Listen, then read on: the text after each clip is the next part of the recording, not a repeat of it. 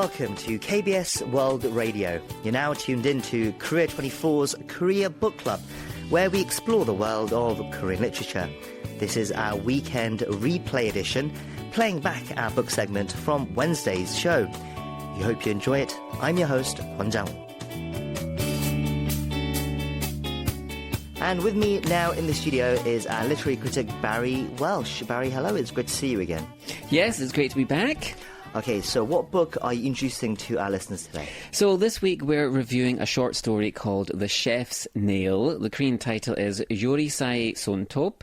The writer is Yun Ko-eun and the translator is Charles La Shure.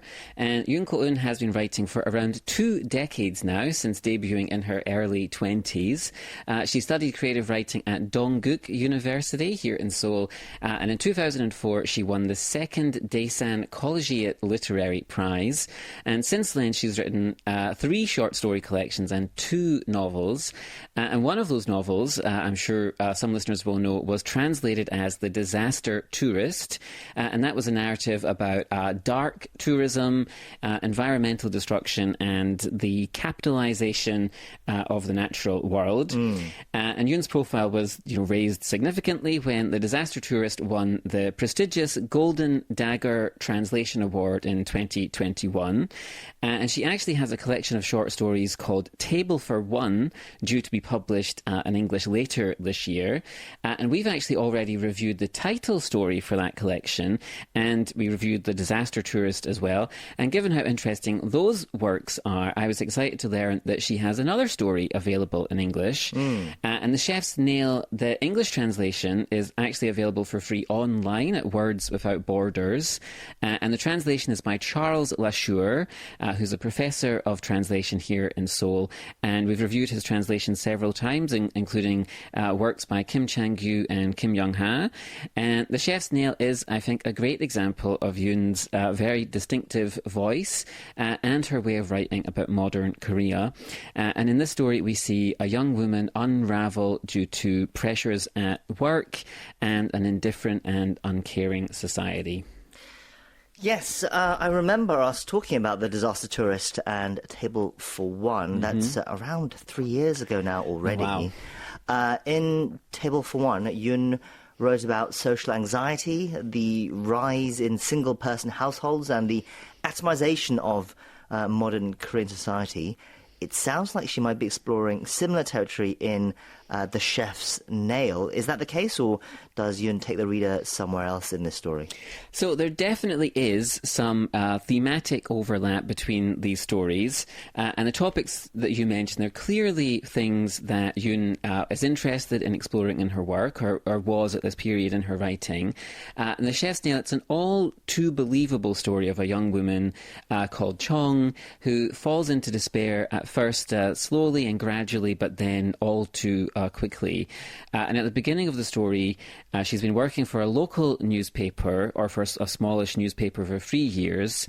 As the very beginning of the story, she's made a foolish but very easy to make mistake. She's printed several thousand copies of an advert saying The Chef's Nail instead of The Chef's Mail. And of course, this is frowned upon by her boss and so on. And this mistake seems to shake her confidence in some fundamental way, and she starts making numerous small mistakes in her work life, her daily work life, and just life in general. So she mistakes chewing gum wrapper for a train ticket, or mouthwash for an energy drink, and soap for cooking oil, things like this. She's sort of confused and mixed up, and it seems like this is a young woman who's beginning or has been feeling alienated and struggling to function in the world. And because of all these small mistakes, as they build up, Chong is criticised by her boss in front of her colleagues on a kind of a work night out. And Chong thinks to herself, so it was that she came to be judged faulty. And she's eventually let go by the newspaper, and this starts an unstoppable downward spiral in her life. Her apartment is tied to her job, so she has to find somewhere else to live within 45 days, so the sort of clock starts ticking on that. And then her boyfriend breaks up with her, and suddenly she's alone. So what will she do, and how will she survive? Wow, so it's about how quickly things can spiral then, how fragile people's lives and the structure of people's lives can be. And there are some familiar elements there. We've reviewed many stories and novels that depict the alienation and lack of fulfillment that young people, especially young women, struggle with in Korea in the hyper-competitive environment. Is this another example of that genre, should we say, or does Yun have something else to say in addition? So the story, it very much is part of that genre. We can add it to all those other novels and stories that we've mentioned, but it is an excellent example of that type of writing, and it's worth studying closely for what it has to say about these issues. So we see how Chong has been trapped or coerced by circumstances into living in this sort of controlled existence that's unfulfilling.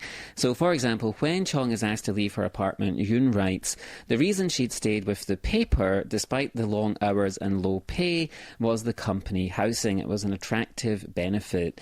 And so what we see here is this company has sort of been able to exploit her by overworking her and underpaying her because she wanted to escape the treadmill of, or the cycle of rooftop and basement apartments that she'd previously been living in, but then when she's been burned out by the too much work that they've given her, they simply just let her go, and it's quite a damning indictment of modern work culture.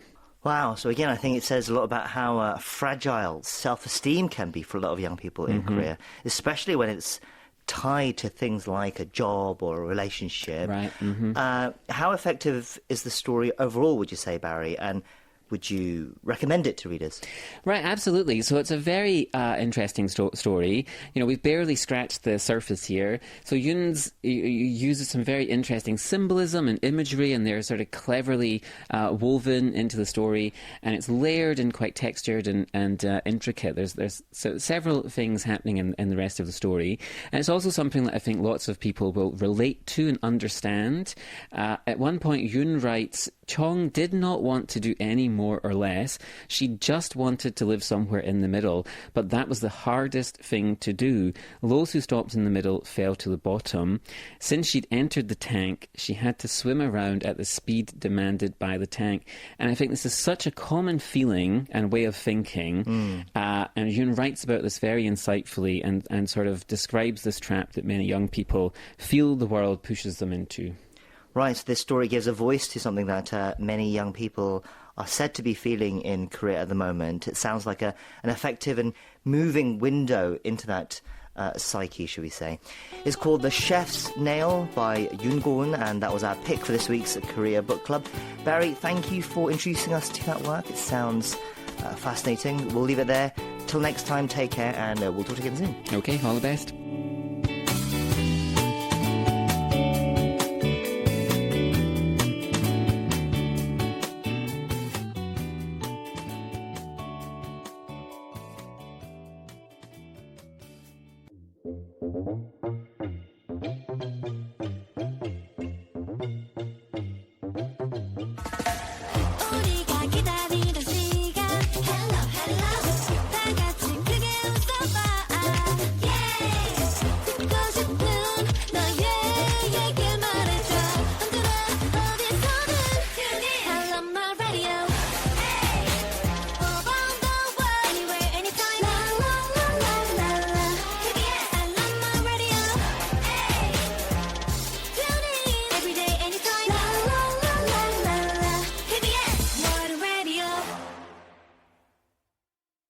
KBS World Radio